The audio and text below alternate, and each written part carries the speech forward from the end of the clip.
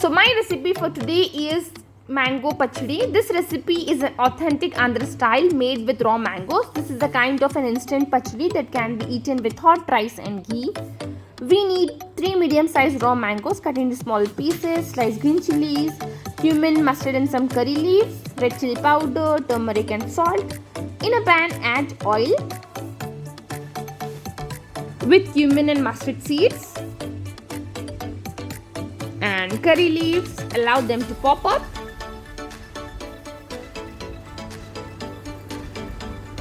And now I'm adding 5 slices of green chilies. Give it a mix and then add sliced or chopped, or you can also grate this raw mango. Make the flame medium and give it a nice mix. Now add salt as per the taste.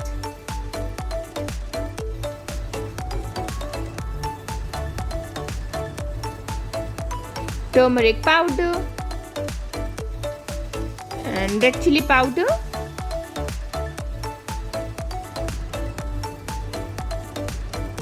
And then let it cook for 5 minutes and it's ready. So serve this yummy instant mango pachadi with steamed rice. Hope you all like it. Do not forget to subscribe to my channel and thanks for watching.